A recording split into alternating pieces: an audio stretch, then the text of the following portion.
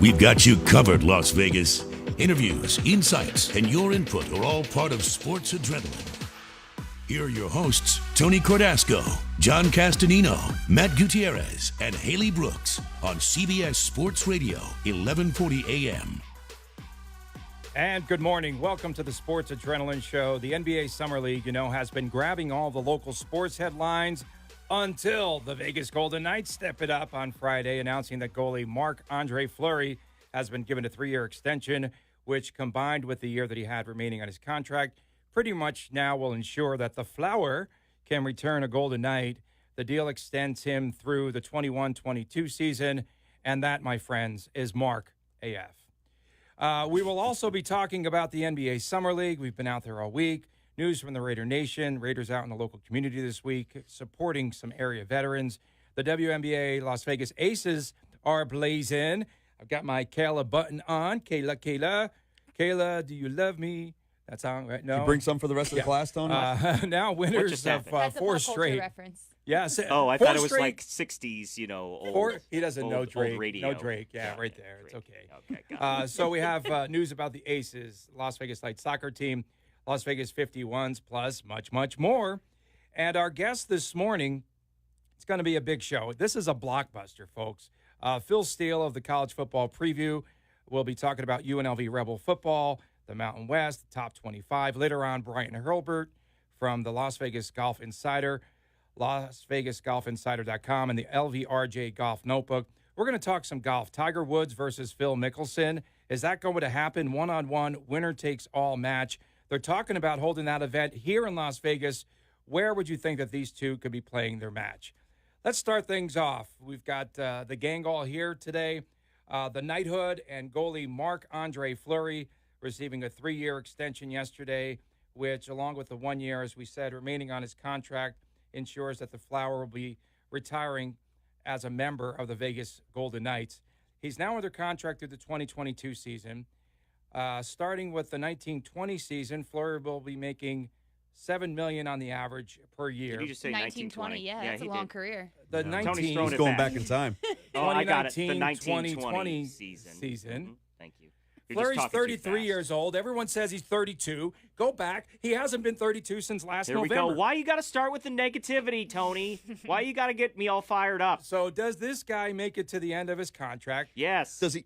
You know what? What is he going to die Yeah. before the end of his contract? In that case, Tony, I think you'd be gone by now. Yeah. Man. Is Yeah, I this- think he'll is be this okay. Really, is this really a loyalty play, guys? Well, I mean, maybe 10% of it, Tony. He's the face of the franchise. You have to pay for that, okay? It is $7 million, the annual value. I think he's scheduled to make $4.5 this coming season. But you're talking about a salary cap number that basically is going to go up every year, right? So a $7 million contract, while it may sound large right now, I don't know what Hellebuck signed for, but, these A numbers little are just bit going less, to slightly yes. they're going to Well, keep on yeah. spiraling Here's higher. the thing. The number goes down a little bit over the course of the contract. It's $7 million AAV, but the first year of that contract is 8.5, then it goes down to 6.5, then it goes down to 6. So maybe not as bad as it looks towards the tail end of the contract. Right, and that works. So like I said, face of the franchise, you're paying for that. But he's coming off career highs. He probably will not do the same thing moving forward. You can't expect that, right?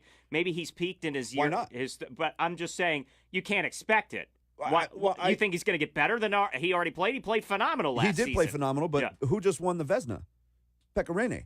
He's 35. So it's not out of the question to think that Fleury can't put together another phenomenal season Well, like I'm not he did saying this year. it's not. It's numbers-wise. Can you expect him to put up a 427 and a 230 save average? I think you can expect him to be in that range. Right, yeah, right, why not? Exactly. He's a Hall of Fame the ability's goalie. still going Haley, to be we might there. have He's not going to intervene. regress. Okay, but for once, I think, we're just the innocent God forbid Tony bystanders doesn't get here. a word in. Haley, you like the way they made the announcement, right? And you were checking out those kitchen utensils in Fleury's kitchen? Yeah, I was trying to actually figure out what kitchen it was and where I can find him more so. No, it was really cute because especially in the day of social media and everything, and the Knights are really they've had their ups and downs with their social media game, but they're pretty much proactive on social media. So When they're not stealing my tweets, is that what you're trying to yeah, get sure, at? that's Hashtag one burners. of them. always about Tony. My gosh, can we stop talking about you for one show? I found that One segment. The sources told me that Fleury was going to Our sign. sources say. But no, it was a really cool way to touch base with your fans and have the player actually tell them yourself, and it's like a FaceTime situation. So. Yeah, nice touch, right? Yeah. And, I was of the belief, guys, that the Golden Knights should have seen how Fleury played this upcoming season before doling out money. That's how I felt, especially a long-term deal. This No, I is stick this to my is the guns. same thing you say with Carlson. But I stick to my Apparently, guns. At everybody least in the NHL, no matter how long they've been playing, if we're has gonna to play if another we're gonna season. deal with a cheap franchise, then I'm going They to all act have like to the part here. But how are they a cheap franchise? In what world is Foley a cheap owner? He's throwing money at everybody. He just gave your boy Well, see, Carlson's going to be $2.75 stretched all the way million. out to arbitration. They just gave Reeves almost $3 million a year.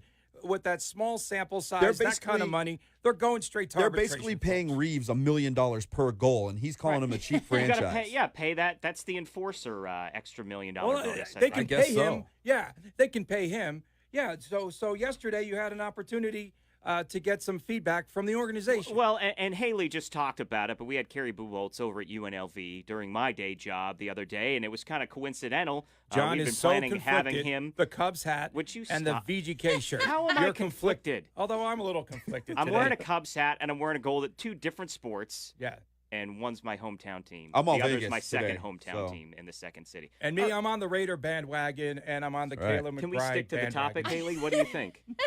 Nope, not today. No, not today, sir. Not today, Satan. Not today. I'm Here- spicy like Cardi B today. Here's Kerry Buboltz, and we mentioned it, face of the franchise. He has a lot to say, and you talked about the video. Here's Kerry Buboltz talking about, the reveal as well of the contract extension.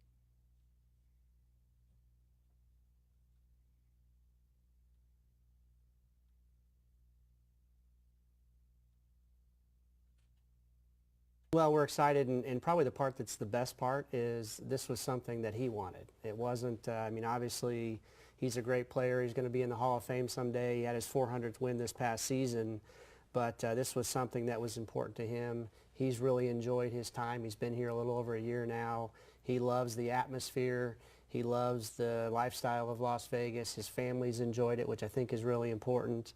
And this was something that was important to him. And so we were able to get together, and we're excited today that we're announcing that he'll have a 3-year extension. So it really amounts. We've got 1 year left under his current agreement.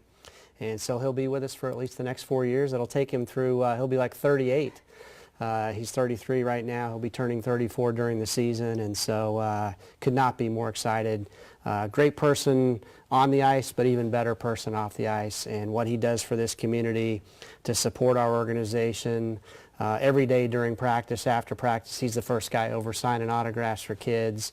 And what you see with that smile really is who he is as a person, and it's awesome to have him as part of our core as we move forward. And he looks like his wife. What in the world? First of all, he got his age right, Tony. Can you give him props for that? Yeah, props for that. I heard about a dozen reporters yesterday say that he was just 32. No, he hasn't been 32, folks, since November, okay? For crying Oh, out my loud. God, he's 6 months older than reported. Now, Matt, you went to the press Retire conference. him tomorrow, You Tony. went to the It's press a wrap. conference. I did. John, and don't leave your phone on the podium because it kept Oh, it was ringing great. yesterday. That was great. The phone on the Fleury, and that's another thing I'm happy about is we get to keep covering Fleury because he's fun. He's just a fun guy. He's a He's natural such a guy nice up there. He's So- adorable, Haley. He's so One of the- adorable. Isn't he? He's an adorable guy. He really is. They're over here writing the word adorable down on paper. Gotta They're so excited remember. about that word today. Fleury's sitting there yesterday. One of the reporters' phones is up there getting sound, and it starts going off. And it's one of our emergency flood warning alerts that we get where your phone just goes crazy for 5 minutes. And he takes a look at it.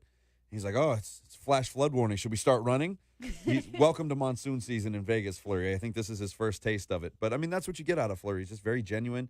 He's always having a good time. Like you mentioned, the smile.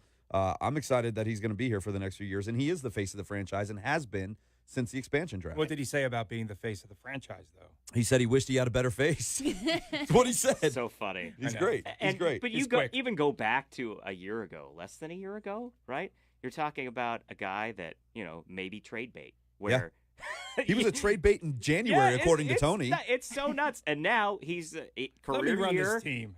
Stanley Cup Yeah. final appearance, another one for him. It's just how quickly this team has turned from, again, pretty much the consensus thinking James Neal, Fleury, these guys going to be used as trade bait to build this team into the future. The team's already been built. Now they're sustaining what they've already built. Hey, did you guys see that Tiesto, the DJ, is trying to recruit Eric Carlson to come to Las Vegas? Did you? John, No, do you know who we Tiesto didn't. is? Even okay.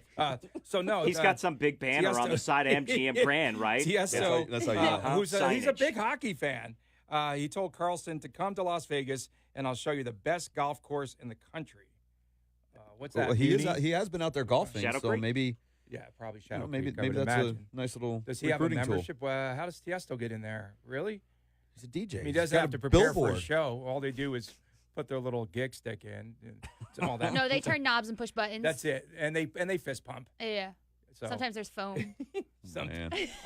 This past week as well, the Golden Knights re-signing Colin Miller, the right-handed defenseman, 4 years, $15.5 million extension before the case could go to arbitration. I think that's a huge deal as well, right? Hardest shot by Yeah. far on this team. I mean, Rocket, man. when you set up something at the end of a game or whatever it is, it seems like the puck is always finding Colin Miller. So I love the signing. I think, were you mentioning maybe possibly putting him in as a package deal for Carlson? I don't think you trade him I said away. trade everyone. Yeah, Put Fleury in the Yeah, I know, package. but Get Tony's Carlson. crazy. I don't even know why I set you up like We don't this, need a but- goaltender if we have Eric Carlson No, here. I love the signing. And again, you're talking about the salary cap increasing. You're talking about a ton of cap space. So far, McPhee hasn't made any mistakes. Even the Ryan Reeves signing for a little bit more than what he's worth Right. isn't a It's mistake. Not a mistake. They still have $14 million available. There's still 14 under the cap in that range. So yeah, they'll be fine. They'll We're be going fine. to step aside, and when we return here on the Sports Adrenaline Las Vegas show, Phil Steele of the College Football Preview, he'll be our guest live. Stay tuned on CBS Sports Radio, 1140 a.m.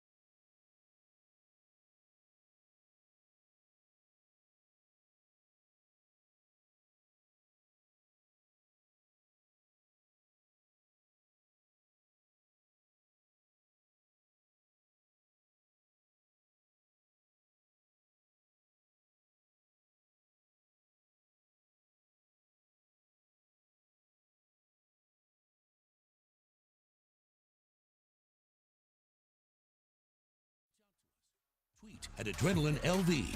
Find us on Facebook, Sports Adrenaline LV, or call us now at 702-889-5978. This is the Sports Adrenaline Show on CBS Sports Radio, 1140 AM. And welcome back to the big show. Phil Steele of Phil Steele's College Football Preview joins us now. This is, in fact, the 24th edition, 352 pages. And Phil, first of all, welcome to the show. Tony Cordasco, Matt Gutierrez, John Castanino, Sushi and the Banshees. We call her, well, that's an old reference. Actually, Haley Brooks. You'll tell everyone about your sushi incident later on. But welcome to the show. You know, you spent some time, right, Phil, with Coach Tony Sanchez to preview the UNLV Rebels. Fans want to know if this will be a bowl season for UNLV. Would be, what, the second time in, 18 years? For crying out loud. You have them ranked third in the Western Division of the Mountain West. First of all, what's your opinion of the UNLV Rebels? Well, you know, when I look at UNLV this year, I actually put them on my most improved list. So being on the most improved list, I expect them to go from a losing season to a bowl season this year. You know, last year's team wasn't far away from being in a bowl. They had the huge 27-point blown lead, the largest in school history, against Air Force, the upset loss to Howard, and then at the end of the season, 4th and 1 at the Nevada 9, they're stopped. So they were just one of those wins would have put them into a bowl last year. And when I look at this year's squad, like the quarterback play, Armani Rogers is back. He's 6'5", 225 pounds. Look for him to run a little bit more this year.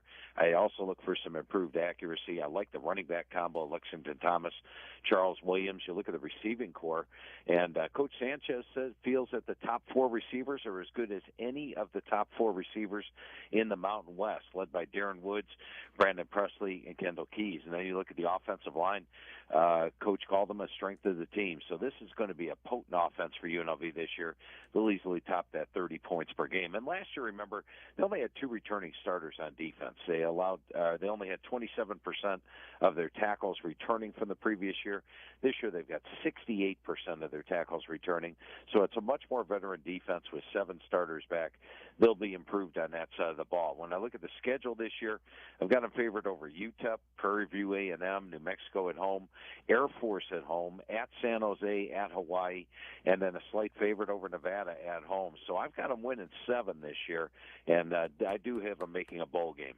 Phil, Matt here. This is you mentioned the losses, like the blown lead at Air Force or against Air Force. Losing to teams they probably shouldn't lose to. This has kind of become a tradition here at UNLV with losing those types of games every year, and I think what we've seen with Coach Sanchez is maybe an inability to adjust in game and make those proper moves to put this team in a position to win. It's hard to be optimistic when I'm a lifer here in Vegas, so I said they'd win it, 7. Yeah, I've seen it so many times. Do you think that Sanchez is capable? Do you think he's a capable coach of getting this team over the hump and making those adjustments in game? I do. I think he's going to, and I think he'll prove it this year. When you look at the Rebels on the field, this is definitely his most talented team he's had. They've got the schedule to get there, and I believe he will get to a bowl game. And I think Coach Sanchez is a capable coach. Let's talk about the defense, Phil. I mean, the numbers have not been very good for decades defensively for UNLV, and you certainly pointed out in your piece about UNLV. Tim Skipper, what do you know about him? What kind of changes do you think he'll bring in as a defensive coordinator here at UNLV? Well, they're going to. Everybody uses a hybrid 3-4-3, 3-4 up front, and I think you're going to see more of the 4-man front this year with the defensive end, the buck position, coming in at like 265 pounds with Roger Mann. So it's going to be a bigger defensive front. In fact, when I talked to Coach Sanchez, he said the defensive line is the most established they've had since they've been here, way ahead of where they've been. So they've got good size. You look at them inside, they got a guy at 320 pounds, 335, 330, good size inside, good size at the ends, and I think they can get pressure on the quarterback. The linebacking core is a veteran unit. Like I said, last year only had 2 returning starters. 27% of the tackles returning, an extremely inexperienced defense. This year's is much more experienced. I think Tim Skipper's going to look pretty smart coming out in his first year as the coordinator here. Yeah, and a lot of those players defensively, especially up the middle, the defensive tackles, were not in spring camp. We are speaking with Phil Steele of the College Football Preview. And, Phil, I noticed that you have a 4-star transfer, Alex Perry, at one corner on your depth chart. He's coming to UNLV from Arizona State, and he would replace an established corner in Jaquez Khalili at the right corner. So the depth chart that was provided by the school, have you heard that he's been playing? Because he appeared in 4 games, he played in 4 games last year at Arizona State and should be sitting out this season. Any insight? When I talked to Coach Sanchez, he was thinking that there's a good possibility he'll be able to play right away. So that's why I projected him in there. There is a possibility it may not happen. You never know how the NCAA is going to rule it, but he felt somewhat confident that he would be able to play right away. So I went and threw him in there. He did say about Khalili though that he's a guy that'll hit the hell out of you. Man, he's good. And he likes him a lot. Yeah, Phil, looking at the upcoming schedule for UNLV. There always seems to be a game that they probably shouldn't win that they somehow escape with. Last year it was Fresno, and then you have games like Howard, which 45-point favorite, even though that probably wasn't legit. They find a way to lose that game. Looking at the upcoming schedule, are there any teams facing UNLV that you think they shouldn't beat that team and they're gonna show well and maybe steal a win? I think the one game where they probably have the best opportunity for that, and it would be Fresno State at home. Fresno State's an extremely strong team. The team I think is going to win their division, but UNLV went on the road, beat them last year. They get them at home this year, so they're going to come into that game with a good confidence level. And actually, UNLV's a little more experienced than Fresno is this year, so I think they'll be an underdog in that game, and I think they might be able to steal it for a second straight year.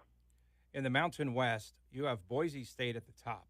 You rank the Broncos number 14 in the country, and you said that the Broncos are the top-rated Group 5 team coming into the season. You are actually projecting them, to face Texas in the Fiesta Bowl, in a New Year's Six Bowl? Yeah, here's what I like about Boise. Last year's Boise team probably fortunate to win the Mountain West. They were down 2 scores against Colorado State with a couple minutes to go. They trailed Wyoming in the fourth quarter. They somehow lost to Fresno but hosted the Mountain West title game, which has been corrected this year. But this year's team won't need any luck. They've got 10 returning starters on defense, absolutely loaded on that side of the ball. In fact, they've got a top 25 defense in the country. Offensively, they've got Brett Rippon back at QB. Alex Madison is a 1,000-yard rusher back at the running back spot. The offensive line looks solid, and the receivers as well. And then you look at their schedule.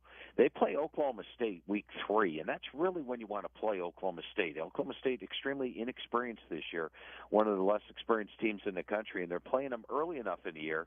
And Boise's strong enough on the road. They're very confident when they go on the road, 46-13 the last 10 years.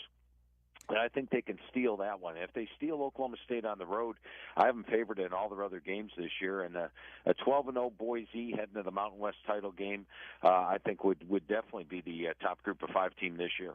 Yeah, Phil, let's just take a snapshot now at the big picture, the national picture. Obviously, we're in Vegas. We like looking at the sportsbook boards, and I'm looking for value here.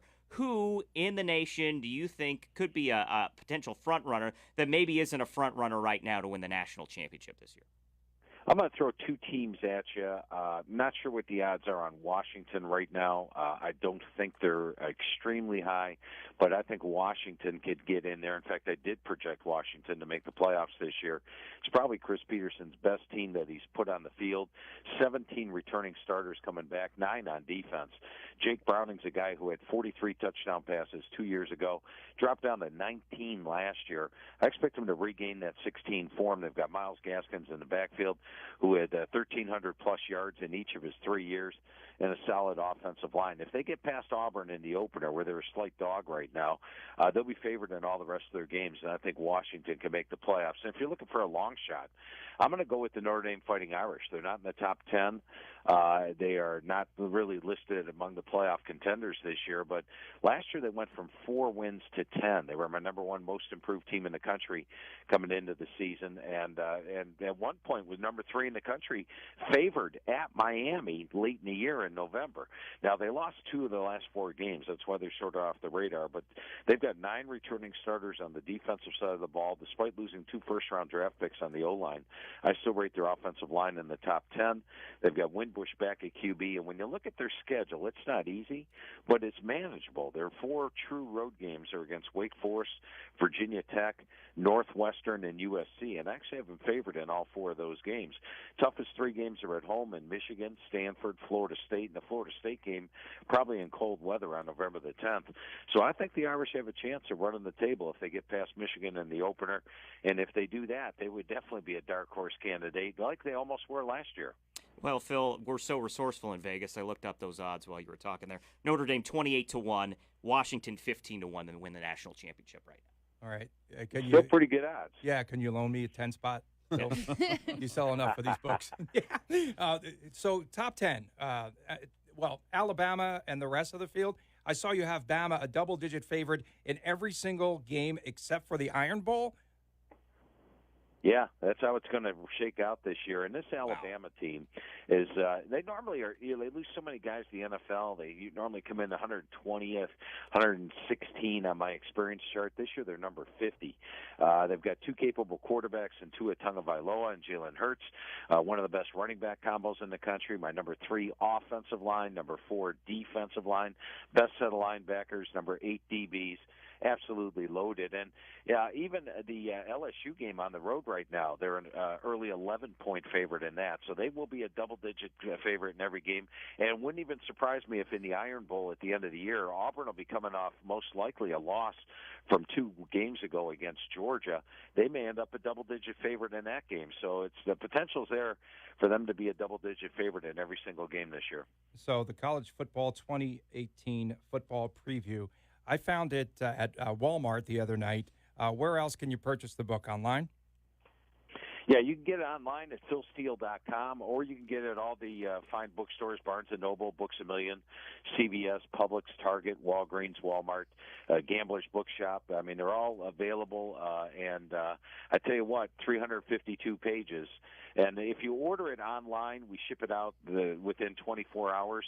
You can also download it to your iPad, iPhone, Kindle, the Android device, or even your computer. More information on that at philsteele.com. That's STEELE. Phil, thank you so much. We really appreciate your time. Thanks, Phil. Yeah, a lot of fun talking football with you guys this morning. Thanks. Take care. That's Phil Steele from the College Football Preview. We're going to step aside here on the Sports Adrenaline Las Vegas show, and when we return, we're going to talk. There's other sports happening in the city. No? What? NBA Summer League? Yeah, let's do that. On CBS Sports Radio, 1140 a.m. Today we're talking to Glenn Lerner.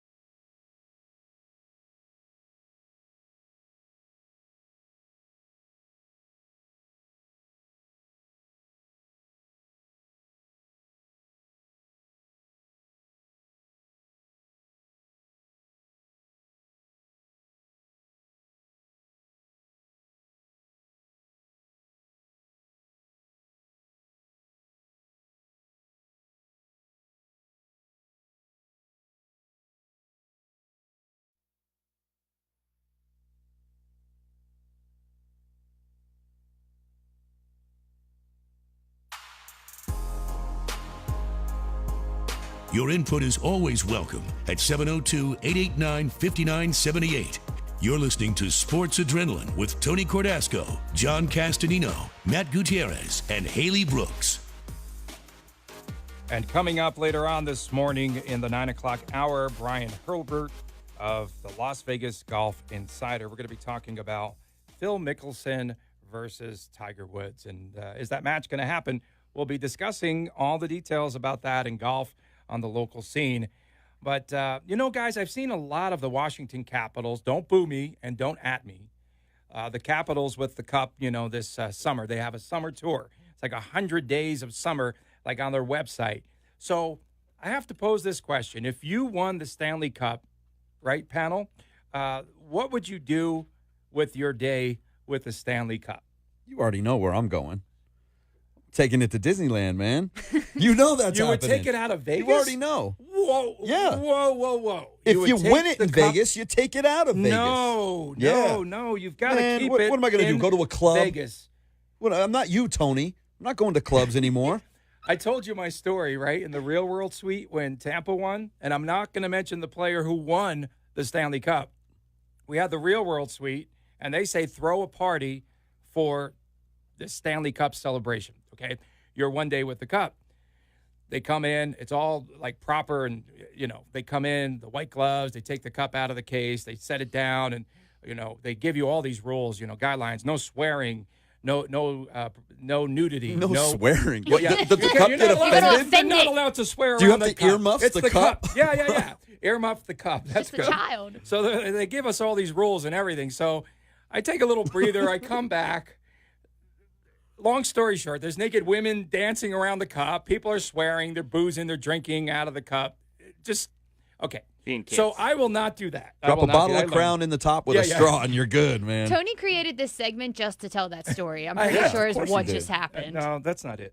What would you do, Haley? I know you'd take it to Philly. You would take it out of Vegas, I absolutely would. Okay. No, honestly, when people get married and, I think it's like a Jewish marriage thing, and they lift them up in the chairs and they, hoist them up and down. Yeah. I want to sit in the cup, and I want to have the knights lift me up in the cup and just bounce it. Primarily the flower? Absolutely the flower. Okay. So, Derek England. John would take it to Chicago. Probably Guys, stick a W flag in the top so of here's it. what I would do. So I would have I it. thought you already went. I would have it on the strip. I would take the cup.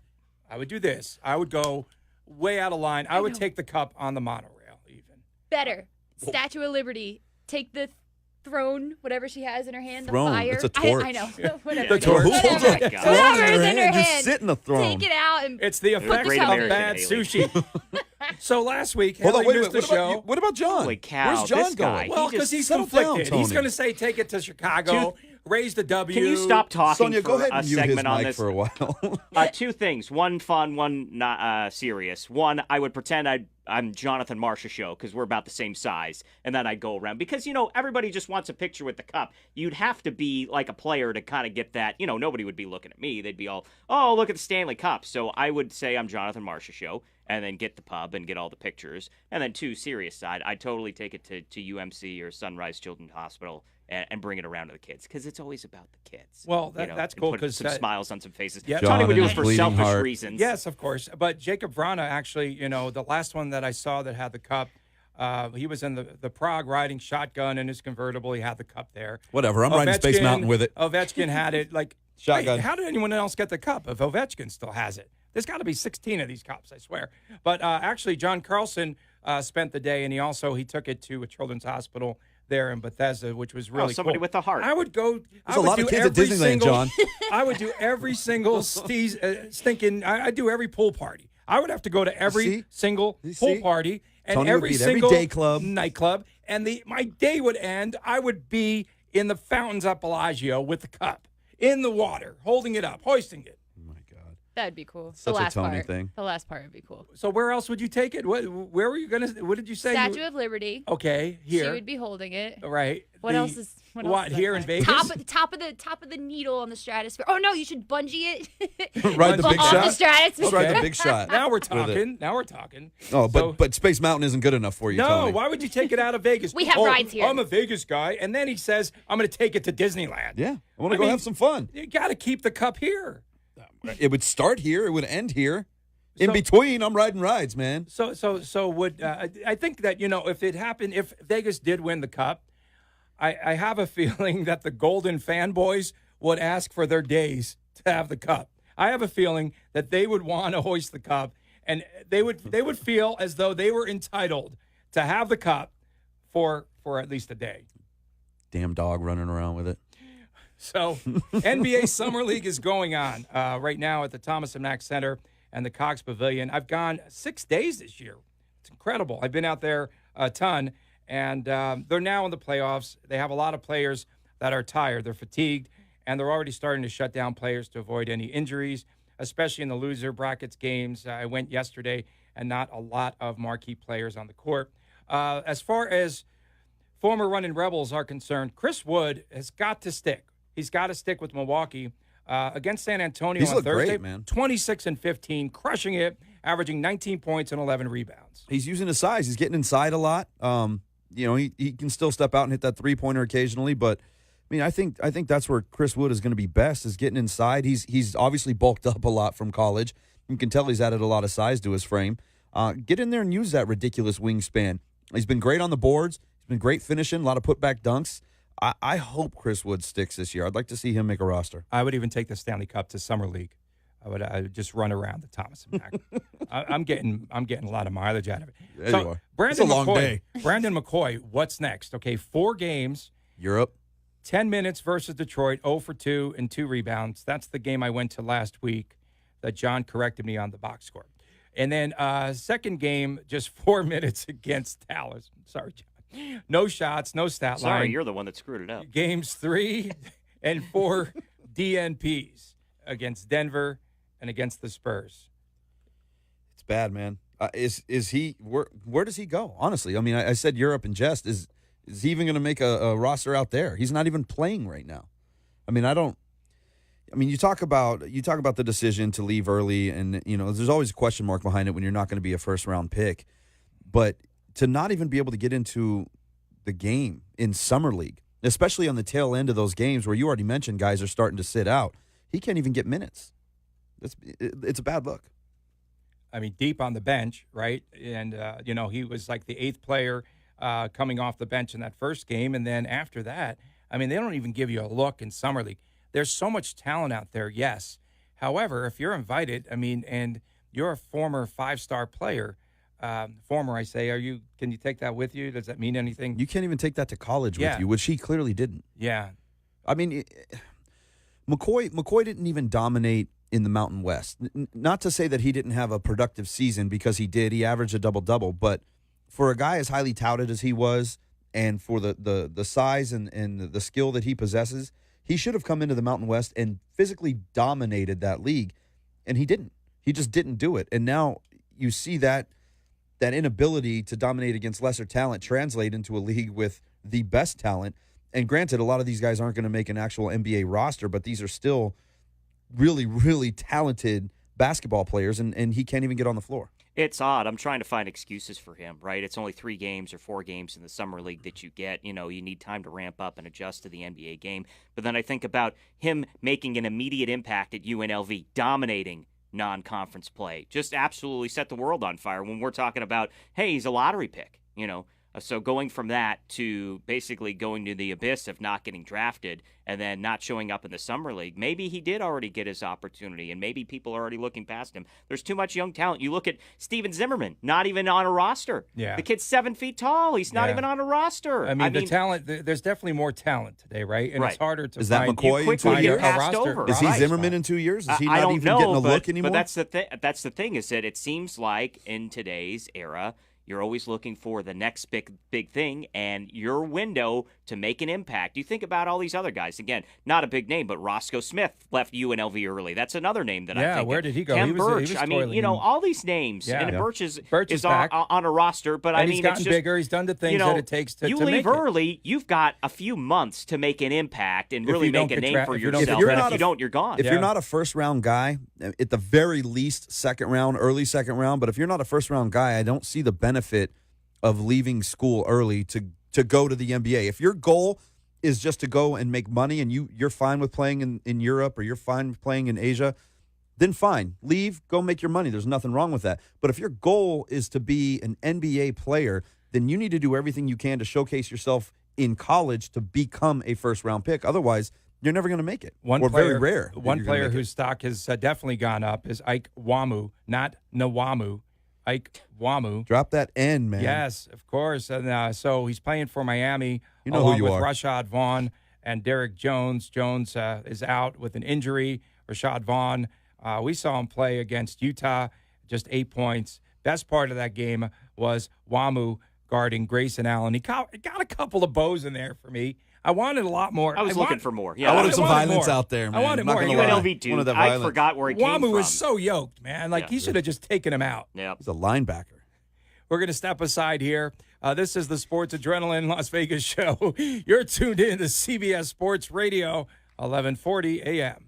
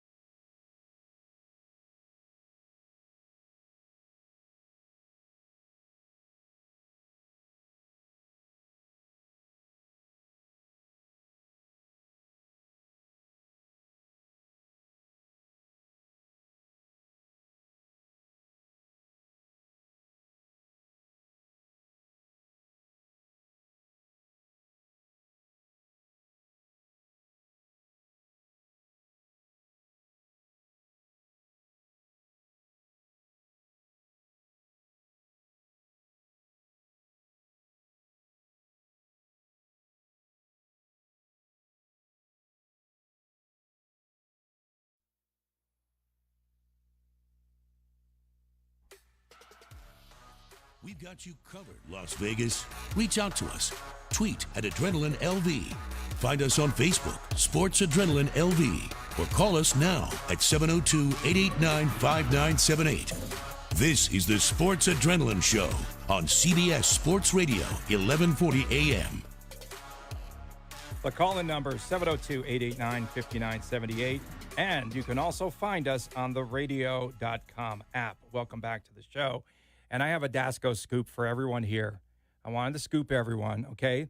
So sources, my sources, and not my alleged sources, this is legit sources, told me that LeBron James's agent was calling the organizers, and we have to kind of follow this through, calling the organizers of the NBA Summer League. You know where I'm headed with this. LeBron wants to play the final couple of games with the Lakers Summer League team. He wants to play with the Summer League team so that he can bring home a championship to Tinseltown. They need a title. They need a title. It's a true story. That would be amazing. That would be amazing. That would it would sell the place out, right? Well, no question. Of course. You talk about a savior, right? That would be amazing. Savior of what? Happened. Summer League? Is Summer League struggling? You know what? But hold on, John. Is Summer League struggling for numbers? Laker crowds that they had. There's too many games. There's too many teams. There's too much. That's a legitimate scoop, guys. Dude, this is like the old man just yelling at nothing right Get now. off my Old lawn. man yelling at the clouds. You're like Abe Simpson. That's it. Homer's dad. No, they don't need help with attendance numbers. I'm not lying. No, we believe you. And you know LeBron LeBron runs He's got to that. get a championship. The only one that could maybe convince him not to do it would be Magic Johnson, right? Magic, and even then. But his agent has been calling the Summer League. Right. He's begging to play. He but wants here's to the play. question: What's the downside of him playing? I don't want to hear injuries. That's ridiculous. Yeah, there is What's no the downside of him playing? Right, outside injuries, there's none. Yeah, but I mean, you could get And injured maybe he'll walking down the street. He'll play 15 put any minutes a stock in that. game. You know, I mean, it'll sell a place out. That would be absolutely amazing. Attendance numbers, I broke them down really quick. Right now, with a few days left, they're at over 100,000, 104,000. Last year, they set the record of 127,000 total attendance. It looks like they'll break it. They've got another 4 days here, so it looks like they're going to set another attendance record. They had a sellout last Saturday, 17,500. So again, the Summer League with every team in here, it looks like they're gonna break records. Do we like the playoff format or not? I'm not sure if I like it because a lot of players in the losers bracket, as I mentioned earlier, are getting shut down. They don't have to play. They're not playing for anything. There's nothing wrong with that, though. I mean, that's what you. If you're not playing for anything, why would you just throw guys out there anyways? I mean, these are supposedly the young future stars of that team. If they're already tired, you're not playing for anything. I mean, that's why they call it the losers bracket. There's just nothing going on there. It's not so much progression, right, throughout the Summer League. It's just seeing what ability these players have. Case in point, Brandon McCoy. He had a shot, and now he's not getting any more minutes. They're not throwing him minutes, hoping to see something out of him. Sure, there might be a few guys like that. Well, maybe that's when you might actually see him is in a losers bracket format. Maybe he does get a little time because, again, you're not playing for anything at that point. Some of the players who have shined in NBA Summer League overall, I liked the game of Josh Hart of the Lakers. Has really improved. One of the best players I think I've seen overall and shot 49% last season. He's just continuing to improve every single outing that I've watched him. And I'd like to see him and LeBron James playing together this summer here in Vegas. You think that's going to happen? I sometimes do do think have legitimate sources. If they can get it worked out, yes. Why What's not? to work out? I mean, honestly, what's to just work saying, out? If LeBron's in town he's gotta talk to and the he's Lakers. got a pair of shoes with him, why? I mean, can't he play? And what do you call those? Honestly, he tells the Lakers he's going to play in the Summer League. I mean, come on. It's not like he has to ask permission. If he comes in and goes, "I'm playing," I'm gonna come in and play in the Thomas and Mack for the Lakers Summer League. Who's going to say no? Okay, let's talk fashion here for a minute, Haley. Okay, let's do that. What are those legging things, and what is what is the appropriate way to wear those leggings? Do you wear like one of those legging sides and nothing on the other side? Lady Rebels rolled up their shorts. Like, what's acceptable in this world? Anything goes. Okay, just like whatever makes you comfortable. If you're comfortable, if it helps your athletic ability, if it prevents the baggy pants from showing too much. I gotta. How is rolling one side of your shorts up? That's a Lady Rebel helping way. your athletic ability. That's a women's basketball thing. Asia does that. Asia Wilson does just one side. Well, just, to be fair, just like roll it basketball under. uniforms for females aren't very flattering, But so it's you got to just make it one fashionable somehow. Leg.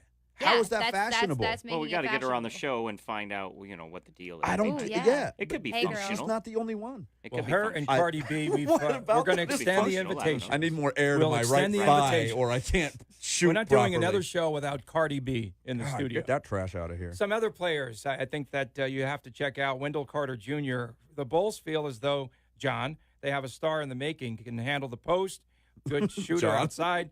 Well, His now, block shots, phenomenal. yeah, no, unbelievable, right? The number of 7 players selected, I should say, for the Bulls. And he came outside and blocked Trae Young the other night.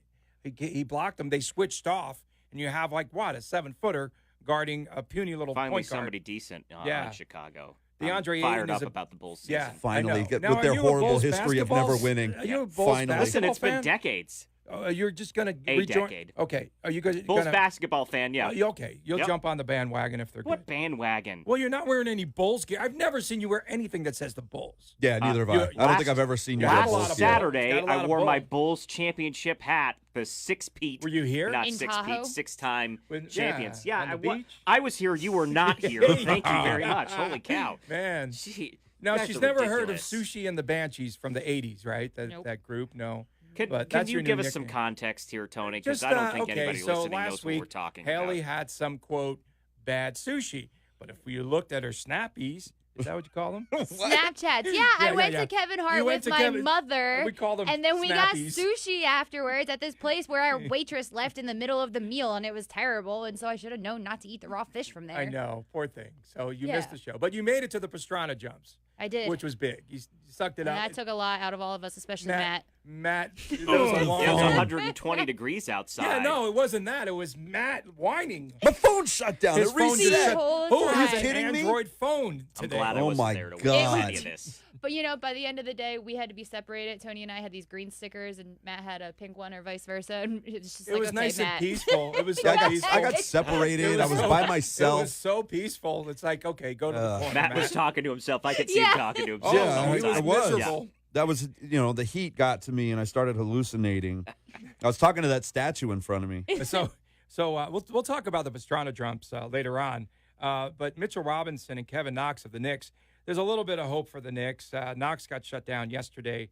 He was 5 of 20 shooting on Thursday against Boston. Trayvon Blewett, I talked about him on our podcast. There's a player who put his name into the draft a couple of times, backed out, and then finally a part of the show, 25 points in a couple of games for the Pelicans, even though he came off the bench. Also, look out for Marvin Bagley III, Sacramento. That's a good young team. We saw them. Justin Jackson, Harry Giles. It's a really good Look at him. Tony's running speeding and up. gunning. He's trying to get all the name drops in before the break. And Troy Brown Jr. I saw Blewett. Blewett was the Blewett's first game we solid. saw, and he Yeah. had a buzzer beater 3-pointer. So right then, it's an opportunity for you to go see a guy that doesn't have a name right away, and then 10 years from now say, "Yeah, I saw him." This summer league." You know what he's doing that McCoy's not doing? He's going out there and he's playing ball. He's That- getting a that chance he's- to play, though. So did McCoy early on. And what did McCoy do with his 13 minutes? Nothing. Blewett comes out and scores 25 in his first game. I mean, that's the difference. You have to go out and you have to show them something. You have to play ball. And I think McCoy, a lot like he did here, just going through the motions. In our second hour coming up, Brian Herbert from Las Vegas Golf Insider at LV Golf Insider will be joining us. We'll talk about Phil versus Tiger. Is that going to happen? Is that going to happen here in Vegas? Stay tuned. More on the way on CBS Sports Radio, 1140 a.m.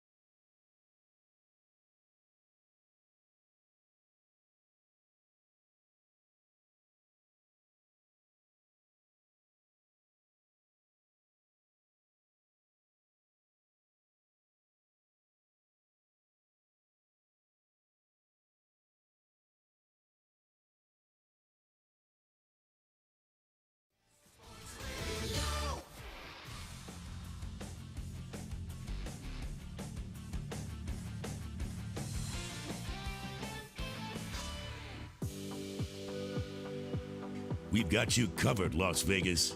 Interviews, insights, and your input are all part of Sports Adrenaline. Here are your hosts, Tony Cordasco, John Castanino, Matt Gutierrez, and Haley Brooks on CBS Sports Radio, 1140 AM.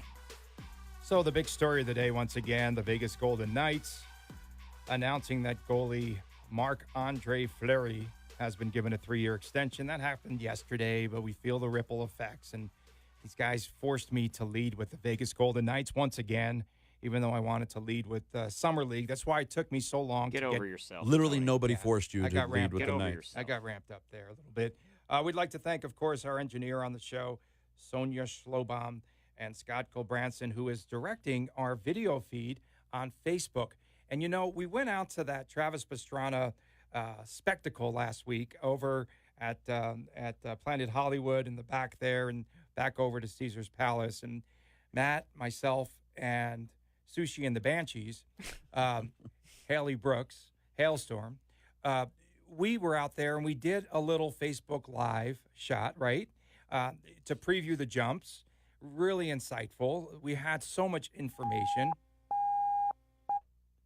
Apparently, we're having flash flood warnings in the studio. Exactly. Somebody Cue it Where's off in Fleury? here. Yeah, that's your phone went off, Matt. And so we do this live shot, right? And Haley's like, "What? How many people started to follow you after we did that live shot?" How many? Honestly, it's like 400. 400 Tried people. to add me on Facebook. I got one new add-on. Some guy from who knows? I don't think I where. got any. That's the problem, though. It was all these people from like Nigeria and Bangladesh and all these random. You have worldwide appeal. Dude. It must be some virus on your phone. Yeah, it definitely is. No, but it wasn't. but No, it was- in the mix of all those wackos Were there trying to some add moto me, people? there was motor people, there was Vegas locals, there were some other people. Yeah, but there's a lot of it people. was an issue So- that I couldn't look at my phone for 2 days because it was friend request. Well, we did the live feed on my phone, and then a couple hours later, my phone shuts down entirely and resets. So clearly, whatever virus was attacking your add-on list destroyed my phone. I think your phone was just trying to like correct your diva attitude and be like, listen, It was the sushi virus. The sushi virus, we'll call it. I was heated.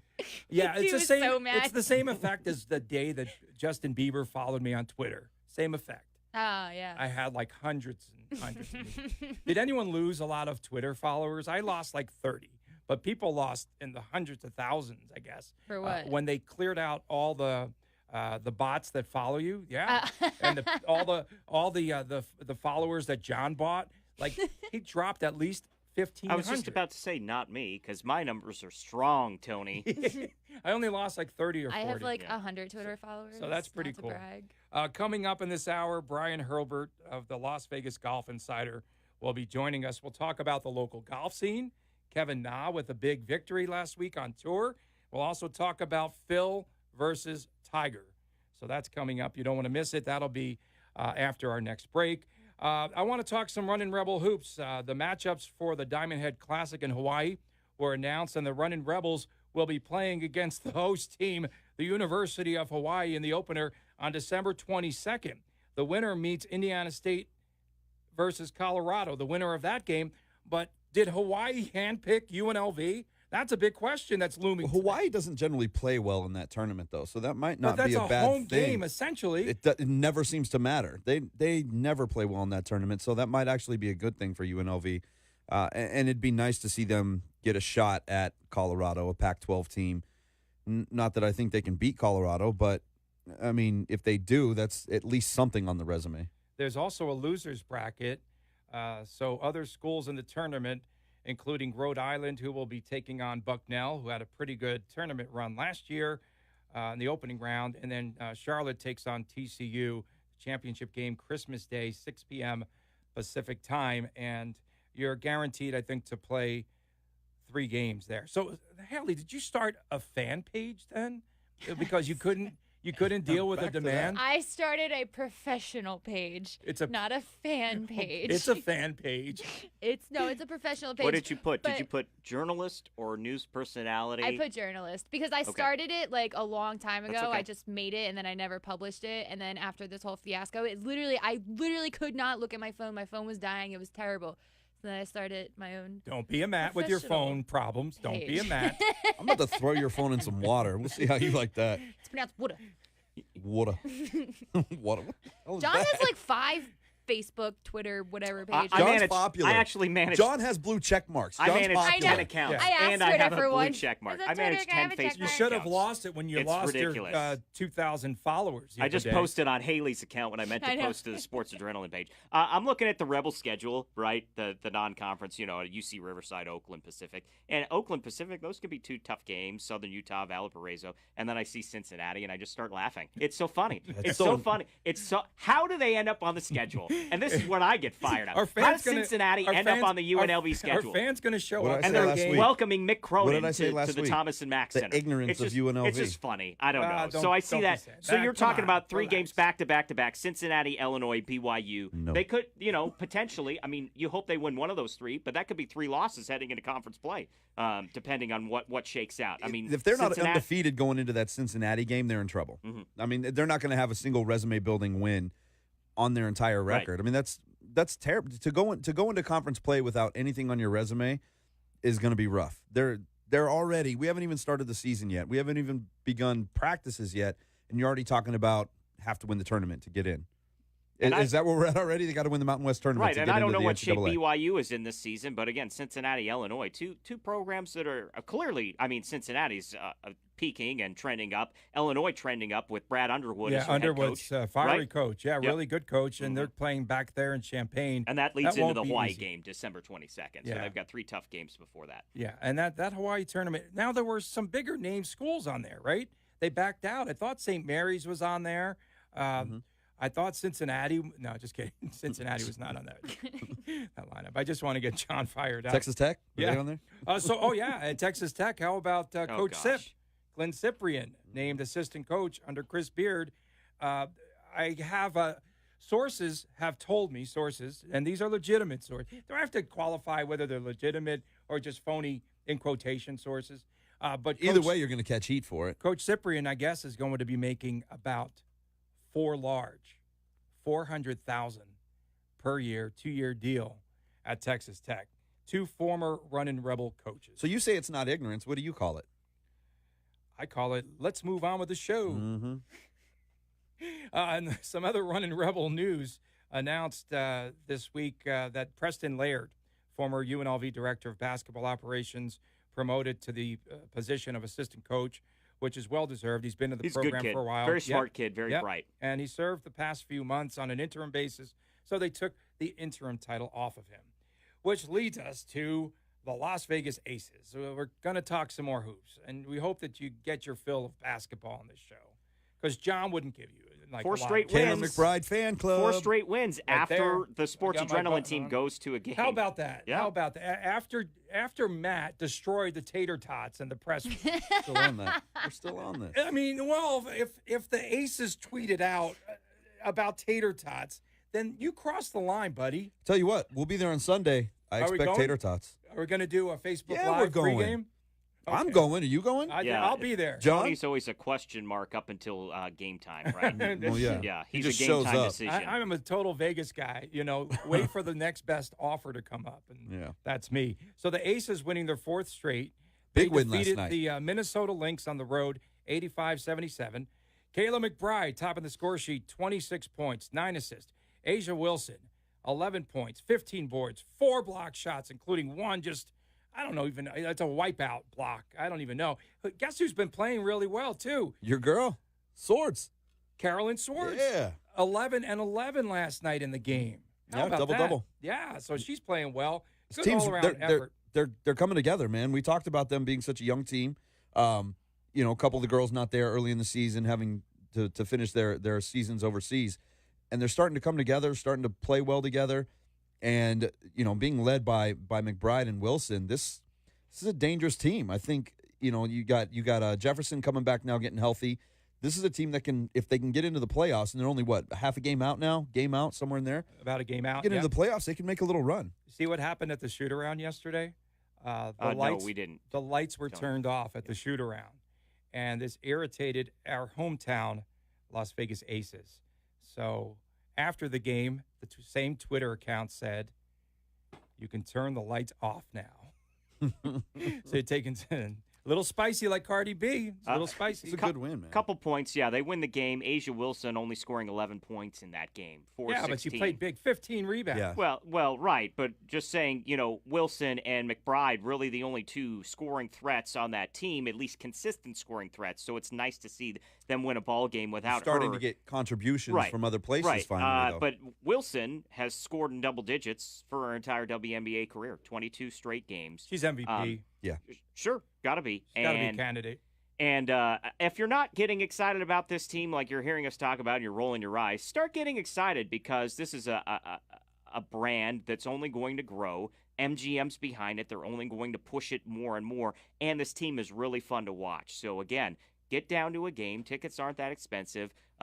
Mandalay Bay, a lot of fun to go and watch this thing. But don't bag on them. And don't roll your eyes with us talking about the And Las don't, Vegas the and Aces. stigma. Don't, more importantly, don't watch on. Don't at me.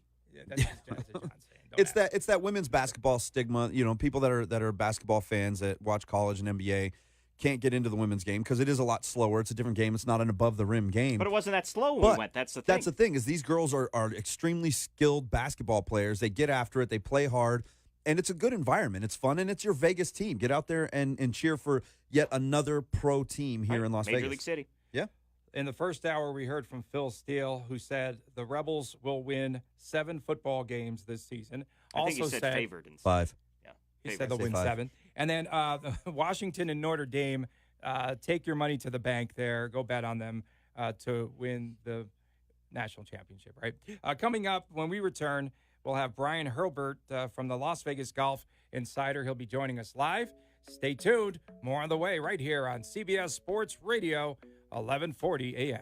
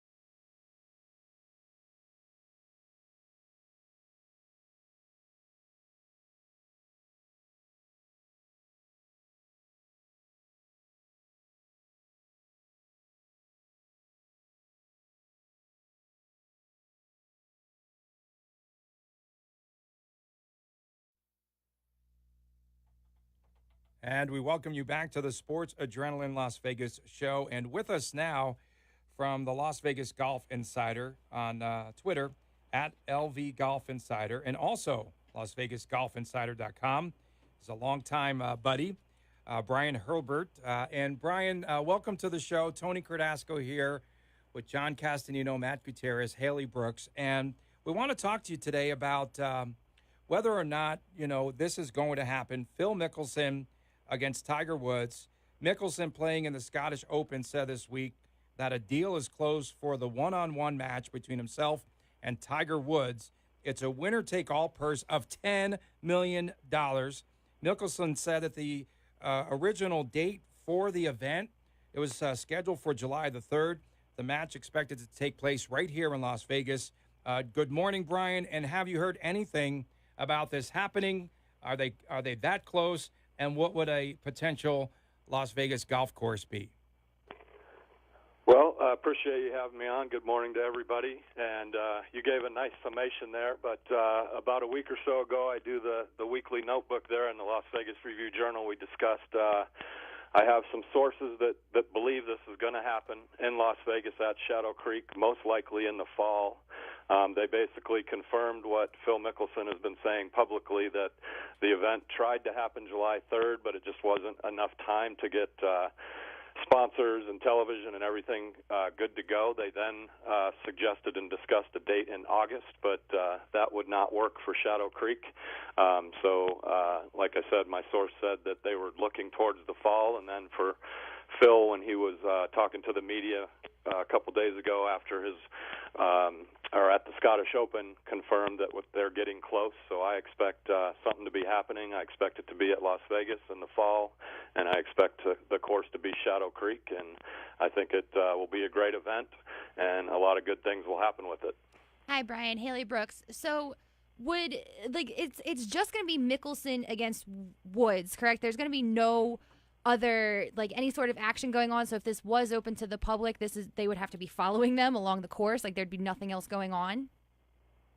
I believe that is the case. It's just going to be Tiger versus Phil, and for most people that's probably enough. But it kind of some people forget, and I had kind of forgotten a little bit about it, but this isn't the first time these guys have kind of teamed up in this kind of made-for-TV event. Back in the early 2000s, Tiger Woods was the main star of what was called Monday Night Golf on ABC, where they had the showdown at Sherwood in California. It was prime time, but that series kind of ended with 3 team events where Tiger would go up with a competitor, would go up against Phil and a competitor, and they played that for 3 years live on television in primetime event. The last one, I think it was, Woods and John Daly lost to Phil Mickelson and Retief Goosen 5-3.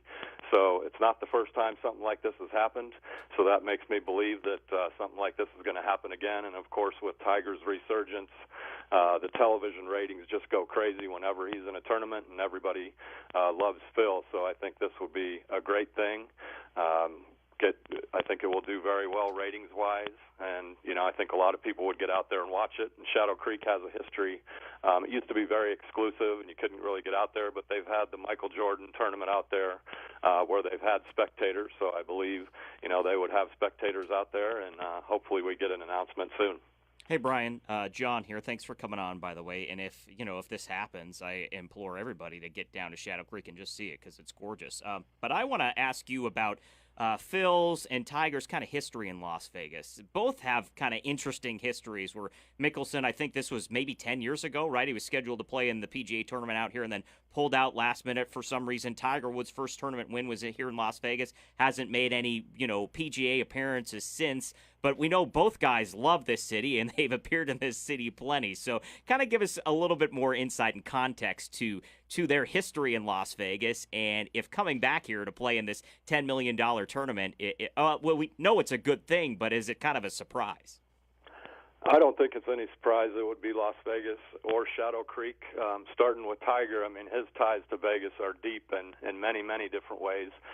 Currently, he's held his Tiger Jam, a major fundraiser for his foundation here. I think it's the last 19 years. I think the last 3 or 4 have been at Shadow Creek, so he's got, the built-in partnership there with Shadow Creek. he also shot 60 at Shadow Creek. That was the existing course record for a while. They renovated it since, so now Dustin Johnson, or a couple UNLV players have it. So he's got those ties.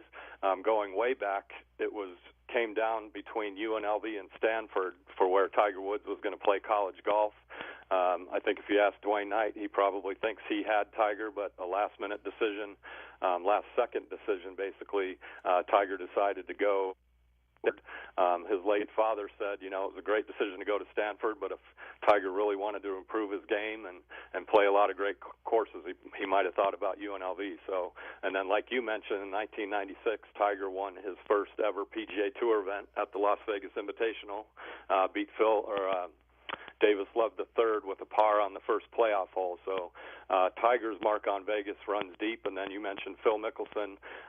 He's played the PGA Tour event here 12 times. He had a runner-up finish. I believe it was in 2000. I can't remember exactly for sure. So he's played here many times. You alluded to the one time where he did withdraw mid-tournament. But he's got a lot of ties here. Some not so great ties are he was very good friends with Bill Walters, the local golf course owner that unfortunately is now serving some time for an alleged, I guess proven now, insider trading scheme where Phil Mickelson was linked but never brought to trial.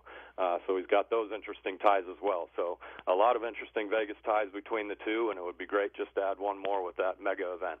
We're talking to Brian Hurlbert of Las Vegas Golf Insider. You can follow him at LV Golf Insider and LasVegasGolfInsider.com. Brian, let's look at this from a betting perspective. You have two guys here, 19 majors between them, 79 PGA Tour wins for Woods, 43 for Mickelson. Are we looking at a situation here where it's kind of almost like a sideshow because you have two guys that are past their prime, a la Pacquiao and Mayweather, and who's going to be favored in this event because it's been a while since we've seen Tiger win anything. Well, in that RJ article, I talked to Jeff Sherman, of course, the Westgate Superbook. He's kind of the preeminent golf odds expert. He would put all things being equal, as he knows it right now, Tiger would be a minus 120 favorite. But, definitely they're past their prime, of course. You can probably never get back to what Tiger was and even what Phil was. But, Phil won earlier this year. Tiger has been close. His game is back where it needs to be. If he could get the putter going and match it up with his game, he's still playing at a high level. So, these guys are still playing at a very high level. They're still. I don't think it would be. It's definitely a match that's still worth being played. They're playing good golf. Tiger's probably going to win. Phil may have another win or two in him. They're both playing at a high level, so I think it's going to be quality golf on the course and, of course, a major spectacle off of it. Jeff Sherman would tell you that when Tiger's involved, the betting window and the betting take is as busy as ever, so I would assume that there'll be props and all kinds of stuff surrounding it and a big if and when this happens. Hey, Brian, how do you think the match is being received on tour? Patrick Reed said this week that he felt the players should put up their own money. Well, I think that would, bring even more excitement to it if they did that. I don't think that's going to be the case, but obviously that would be even add to the more of the intrigue. But, I just don't think that's going to happen. I don't even know if that would be the gambling regulations, because that would be a true gambling match. So you'd probably have to go down that road with the gaming control board. But, I don't see that happening, but it'd still be intriguing.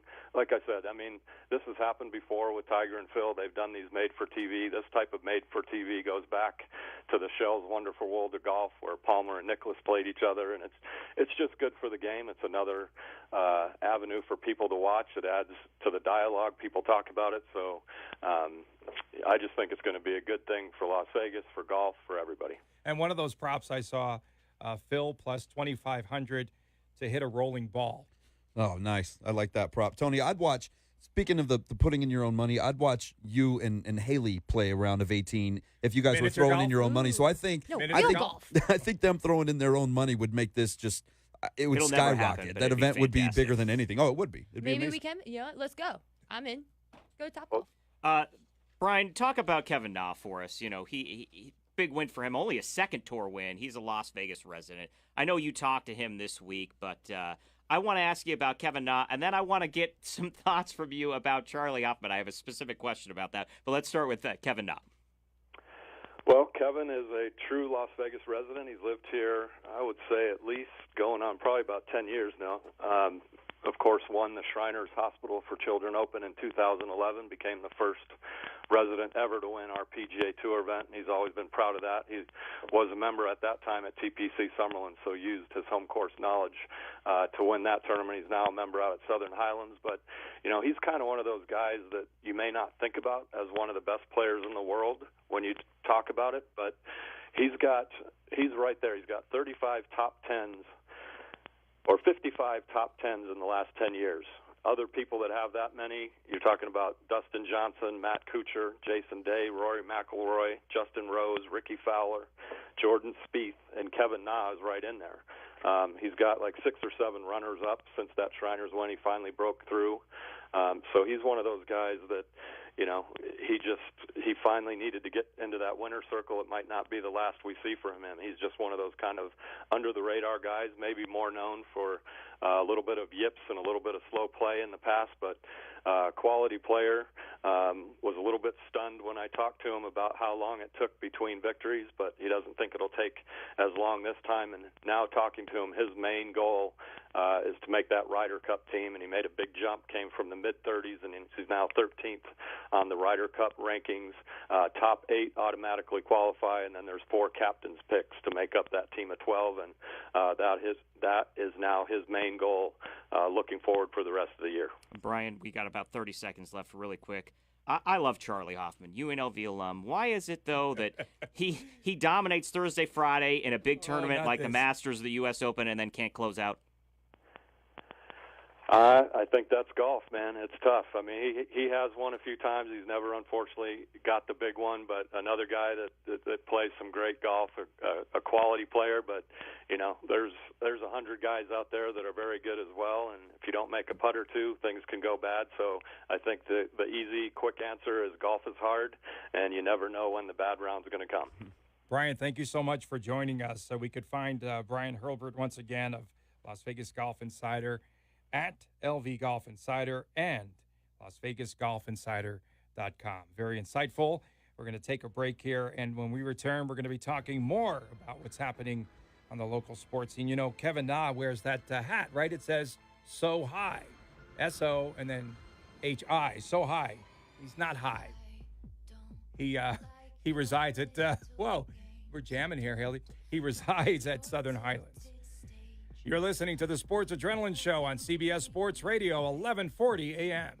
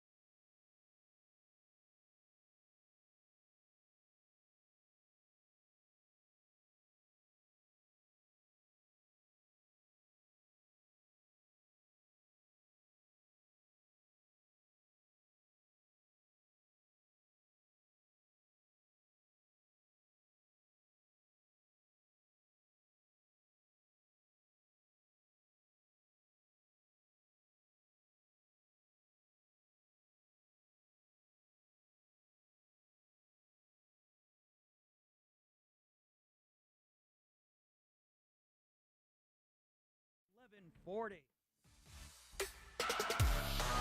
We've got you covered, Las Vegas. Reach out to us. Tweet at Adrenaline LV. Find us on Facebook, Sports Adrenaline LV, or call us now at 702-889-5978. This is the Sports Adrenaline Show on CBS Sports Radio, 1140 AM. You know, having a WNBA team based here in Vegas has really given the league a lot of publicity, a lot of exposure. We've noticed this past week. So they've been talking about the WNBA and the Aces on every ESPN broadcast, every one that they've been doing.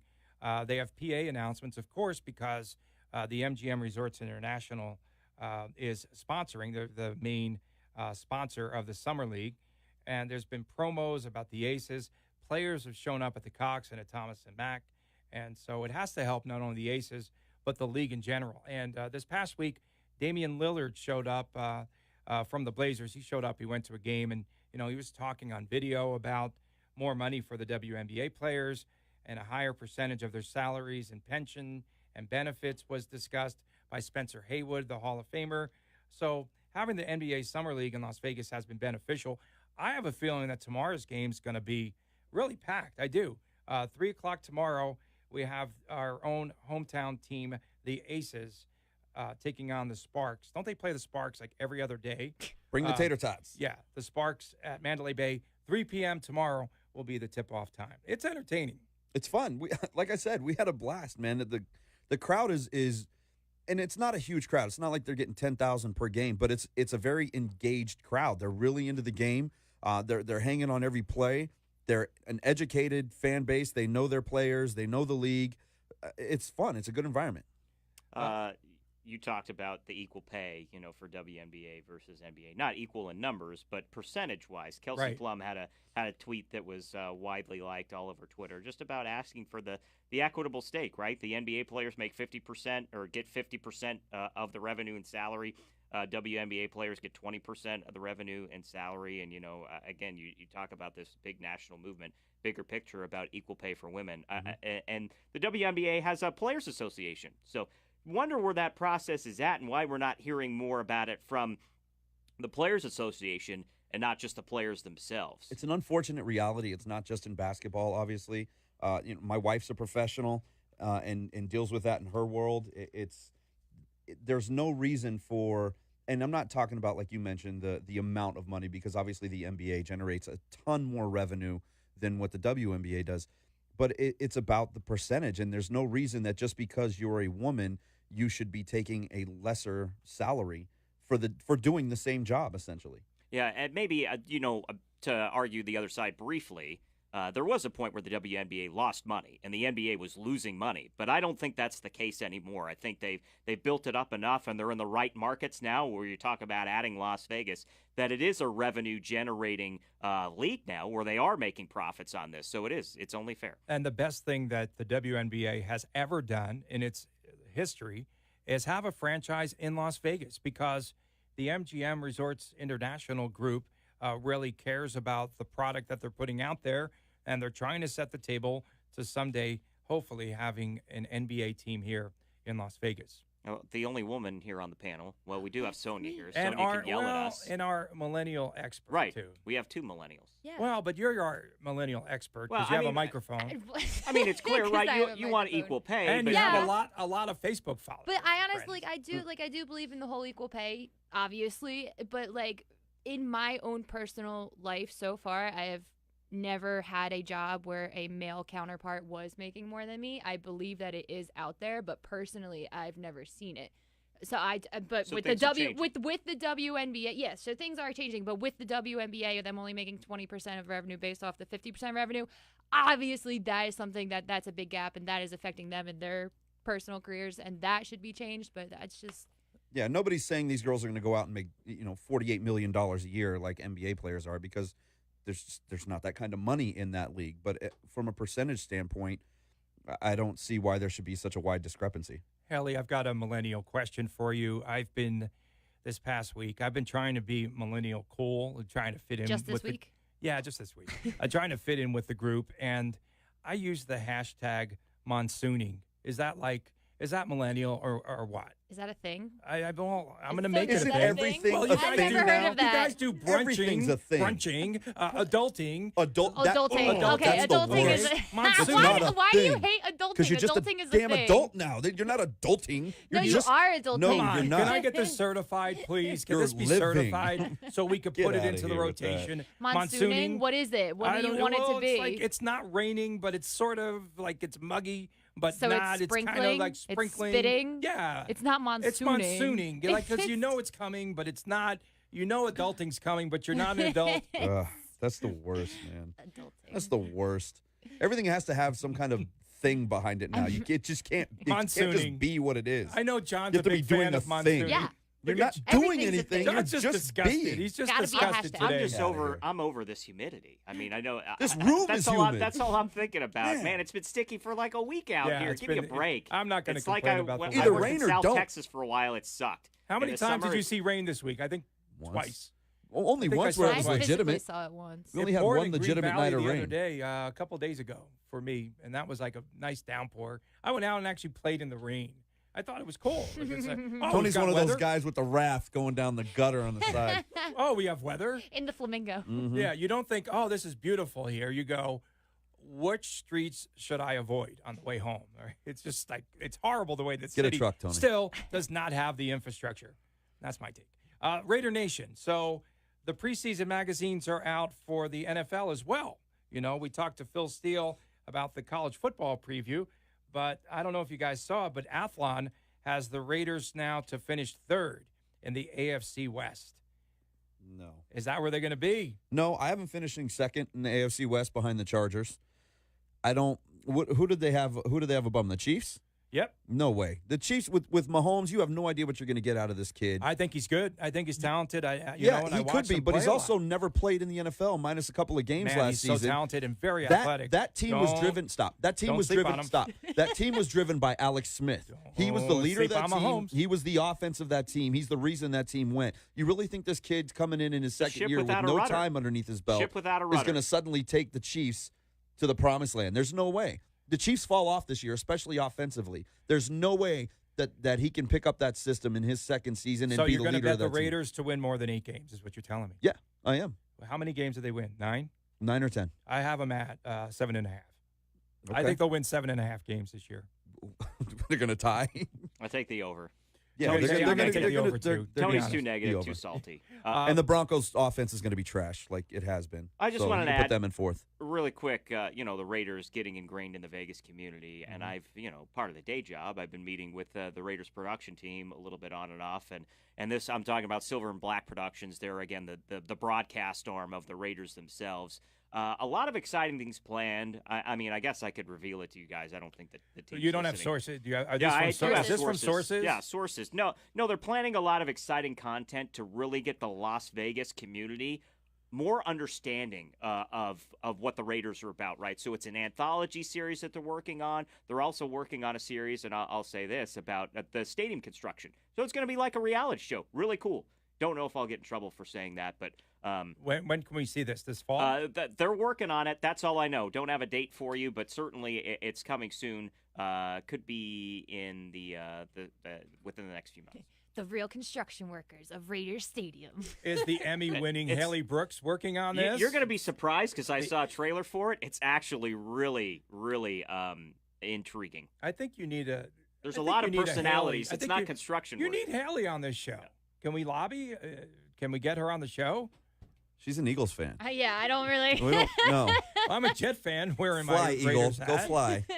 Just, Do fly. just roll with it. Still flying. Roll Still with world it. champs. Matt, earlier this week, the Raiders staff members visited Veterans Village. You had an opportunity to be there. They surprised the vets with housing, and they presented a check for $150,000.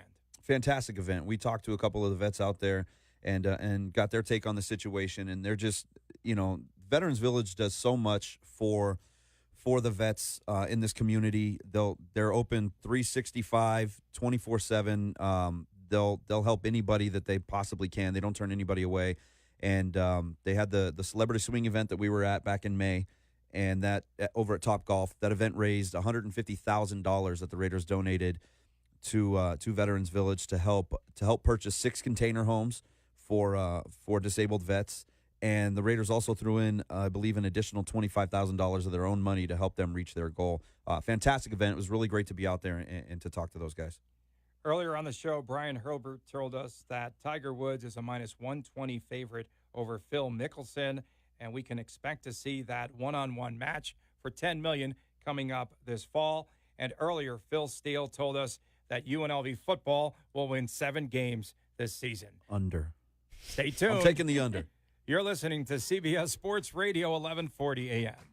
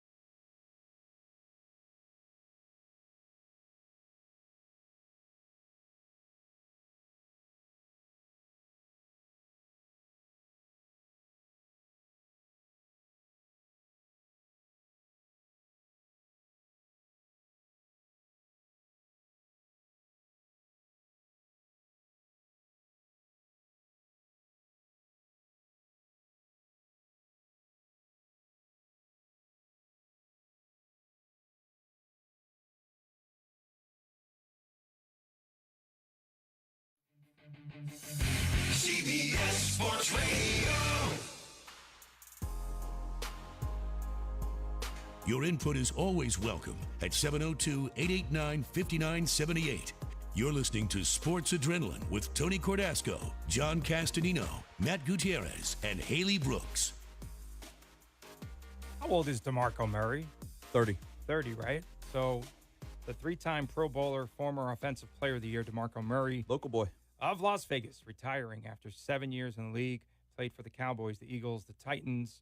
Will Murray be going into television? Perhaps that could be the case. Out of Bishop Gorman High School, went to the University of Oklahoma, and then on to the NFL. You're really starting to see more and more players get out of the game younger in their career. I mean, we've talked about the CTE thing, and there's so many negatives involved with the health risks as you get further along in your career, especially at running back position where you're getting crushed on every single play. Not that guys don't hit everywhere, all over the field, every play, but as a running back, you're either blocking a huge guy coming off the edge or you're getting the ball and you're getting crushed by some of those giants. And with the amount of brain injuries and everything that we see and the way your body gets abused, if you can get in, make your money early, and get out before you get any serious injuries, well, why not? I still thought he had a few good years left, but that's not going to be the case. And sometimes players, retire and then they'll come back. But who knows? I think he'd be really good on television. We remind you tomorrow at 8 to 10 in our time slot, but on Sunday morning, Silver and Black Today will be coming up with everything Las Vegas Raiders. I don't even call them the Oakland Raiders anymore. So I don't know that Oakland people call them the Oakland Raiders anymore. They're so call them the salty. Raiders. So many of them are salty now, man. who's saltier, Matt or the Oakland fan? You. You should have seen him with the phone.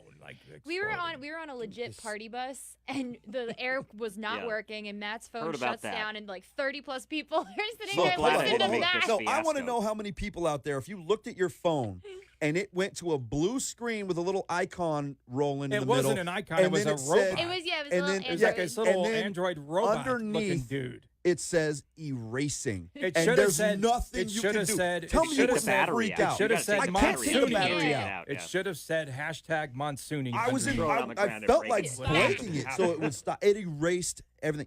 You know how helpless it is to watch your phone sit there and say erasing? You can't even turn it off. So just Haley, erasing. But I'm a Haley, millennial. I'm a millennial. You're the millennial expert. Whatever, man. Lifeline. Haley, your impression of the Pastrana jumps. Honestly, Travis Pastrana. Love Travis Pastrana. He's a big jumps. great guy. Yeah, he did the 3 jumps, which was cool. It was awesome. I couldn't physically do it. I wasn't that impressed, though. Going back and looking at, Robbie Madison, and, it was, 2004, he jumped on top of, the Caesar sign. That's wicked impressive. The yeah. Paris sign. Was it? Yeah, the Paris. Oh, okay. Up the ramp, de Triomphe. Whatever. Yeah, that thing. He landed on top of it, came back down. He's very cultured. Came back down and broke his hand. The thing. Yeah. Oh, no, I think we're talking about 2 different events then. But whatever, regardless. No. Yeah. Trust me on this one, Robbie Madison. Mr. Pop Culture, he knows. Yeah, no. Okay. He knows. I think I know what I'm talking about too. But it's regardless. But that is all shocking. That's amazing. He said afterwards he would never do it again.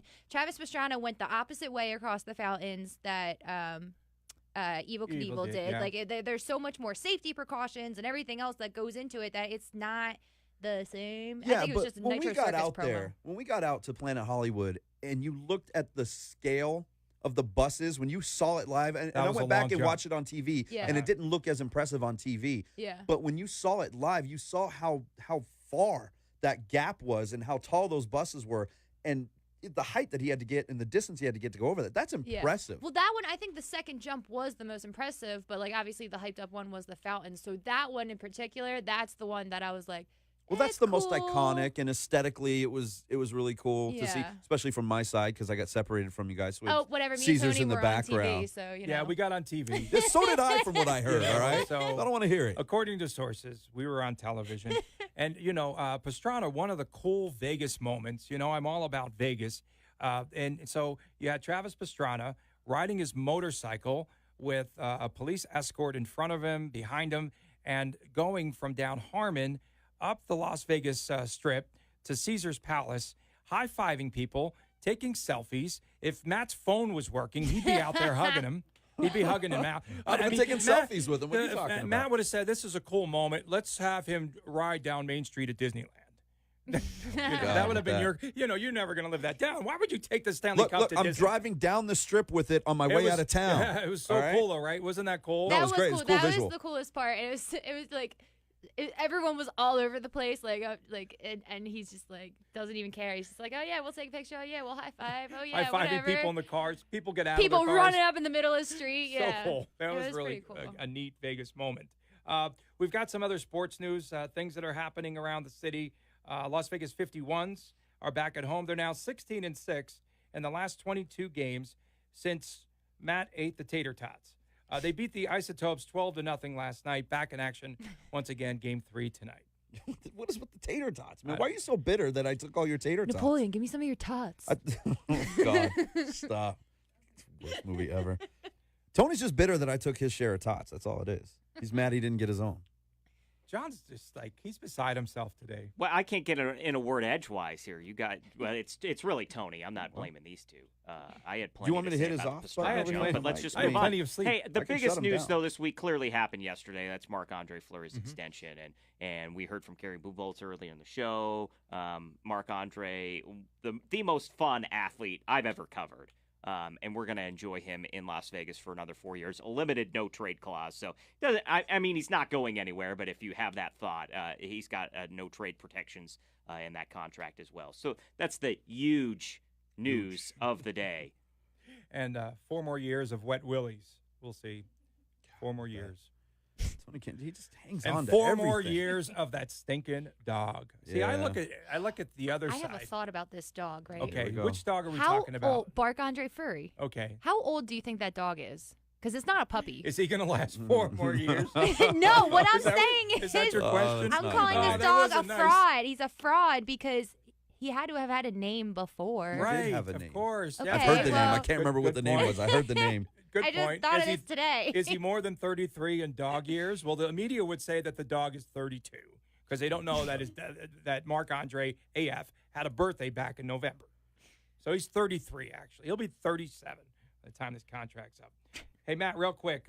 Boxing tonight, Manny Pacquiao versus the WBA welterweight champion Lucas Matthysse. Tonight, Is fight on Joe ESPN. Tessitore, From Tessitore's Kuala calling it, Lumpur. and Stephen A. Smith. Oh, jeez, I think no Pacquiao's test. done, man. No test. But I don't see Pacquiao winning this how fight, about this? honestly. Freddie Roach said that he believes that Pacquiao's shoulder is shot. It's going to be a difficult time for him to win this fight. Should be a slugfest. And Roach no longer his trainer, right? No longer, no. Yeah. They haven't even talked since the Horn fight. He couldn't beat Horn. I mean, he struggled with that guy who kind of comes out like more of a club fighter than he does a boxer. I mean, you saw what Crawford did to Horn. He completely destroyed him. I don't think Pacquiao has anything left in the tank. I certainly don't think he can beat Matthysse tonight. And he wants the lightweight champion, Vasily Lomachenko. He's never after going to this get bout. there. He's No. never going to get there, and Not a Lomachenko would chance. destroy him. Yeah, absolutely. And Absolutely he might destroy. get He would destroyed toy tonight. with. He would Pacquiao toy with might get Pacquiao the way destroyed Pacquiao tonight. used to toy with guys. And Roach should know that his shoulder is shot. Yeah. Well, So- I mean, Roach is until now has been there since day one, so he would know him better than anybody. We'd like to thank our guests on today's show, Phil Steele from the College Football Preview, Brian Hurlbert from the Las Vegas Review-Journal, also Las Vegas Golf Insider at LV Golf Insider and LasVegasGolfInsider.com. We thank, again, our great panel today. Super show. I had Panel. fun. What are we doing? A debate? I had fun. What's Our happening? panel. Yeah. It's going to be monsooning pretty soon. That's all I can say. Okay, for Haley Brooks, Thanks for your saltiness today, for Tony. John Castanino, for Matt Gutierrez, I'm Tony Cordasco. So long for now. We'll see you next Saturday morning, 8 to 10 on CBS Sports Radio, 1140 a.m. The way that things have been.